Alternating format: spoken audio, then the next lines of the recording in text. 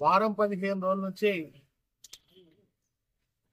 కురుస్తున్నటువంటి వానలతో ముఖ్యంగా మెంత అనే ఒక తుఫాను ప్రభావం వల్ల మరి పంటలన్నీ నేలకు రాలి నేల కొరిగి ధాన్యం తడిసి మొలకెత్తి రంగు మారినటువంటి సందర్భాలలో రైతులు మరి అన్నమో రామచంద్ర అని ఆలపిస్తున్నటువంటి ఈ సందర్భంలో తెలంగాణ రాష్ట్రంలో ప్రభుత్వం ఉందా లేదా అనేది ఒక ప్రశ్నార్థకమైనటువంటి సందర్భం వచ్చింది.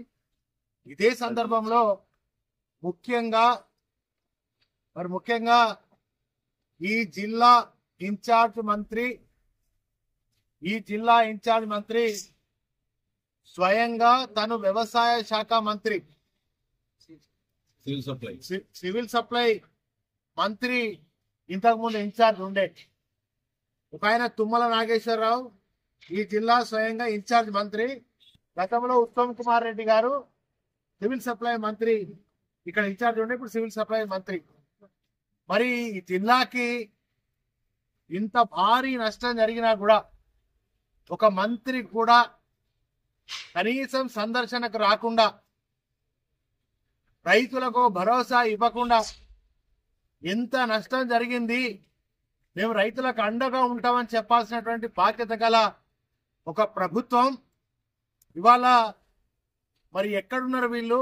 ఈ జిల్లాకి ఇన్ఛార్జ్ మంత్రి ఉన్నాడా లేడా, కరువు అయిపోయిందా, అసలు ఏంటిది? కరీంనగర్ జిల్లా పరిస్థితి ఒక అనాథలాగా, ఉమ్మడి కరీంనగర్ జిల్లా పరిస్థితే కాదు యావత్ తెలంగాణ కూడా మారిపోయినటువంటి పరిస్థితి మన కళ్ళకు కట్టినట్టుగా కనబడతా ఉంది. మరి ప్రజలు మిమ్మల్ని ఎందుకైనా గెలిపించింది, మీకు ఓట్లేసి గెలిపించినటువంటి రైతులను మీరు మోసం చేస్తున్నారు. ఇలా ప్రజలు అందరు కూడా మీరు ఏదో చేస్తారని అనుకోని మిమ్మల్ని గెలిపిస్తే కనీసం ఇంత పెద్ద ఎత్తున నష్టం జరిగి తుఫాను వచ్చి తడిసిపోయినటువంటి ధాన్యం, కొట్టుకపోయినటువంటి ధాన్యం, నేలకు వాలినటువంటి వరి, తడిసినటువంటి పత్తి, రంగు మారినటువంటి ధాన్యాన్ని కనీసం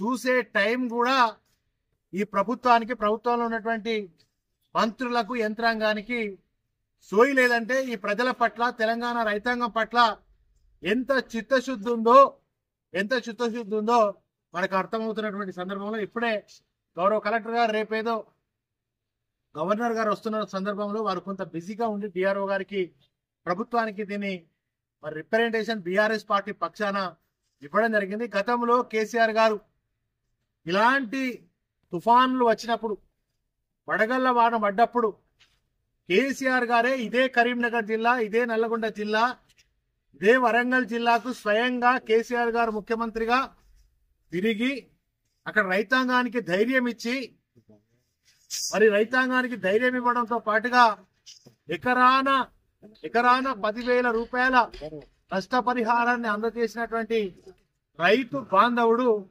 కేసీఆర్ గారు. మరి ఈ రెండేళ్లలో జరిగినటువంటి గతంలో చాలా నష్టం జరిగితే పోయిన సంవత్సరం కానీ ఇప్పుడు కానీ ముఖ్యమంత్రికి సోయి లేదు, మరి ఇక్కడ ఉన్నటువంటి ఎవరికి కూడా సోయి లేనటువంటి పరిస్థితి ఉంది. మరి ఇవాళ ఉమ్మడి కరీంనగర్ జిల్లాలో దాదాపుగా సుమారుగా 1,300 ధాన్యం కొనుగోలు సెంటర్లు ఉంటే 30% కూడా ఇవాళ ధాన్యం కొనుగోలు సెంటర్లు ప్రారంభించలేదు, కొనుగోలు ప్రారంభం కాలేదు.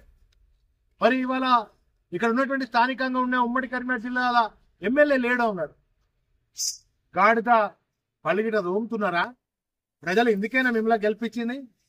మరి ఒకసారి ఆలోచన చేయండి.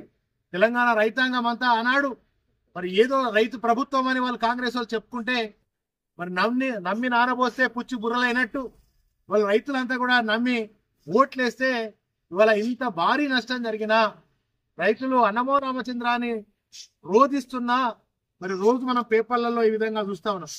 ఇగో ఇది కరీంనగర్ జిల్లాలో జరిగినటువంటి పత్రికలన్నీ, టీవీలన్నీ కూడా మొత్తుకుంటున్నాయి. ఇవన్నీ కూడా ప్రతిరోజు అన్ని పత్రికలు కూడా ఇవాళ ఈ విధంగా రాస్తా ఉన్నాయి.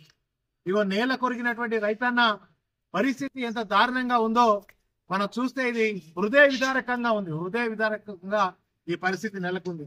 ఇగో నేల వాలినటువంటి ఈ యొక్క వరి ఎట్లా కోస్తారు అసలు? ఇది చేతికి వచ్చినటువంటి నోటికాడికి వచ్చినటువంటి ముక్క ఎత్తుకపోయినట్టుగా 6 కాలం కష్టపడినటువంటి రైతన్న పరిస్థితి ఈ విధంగా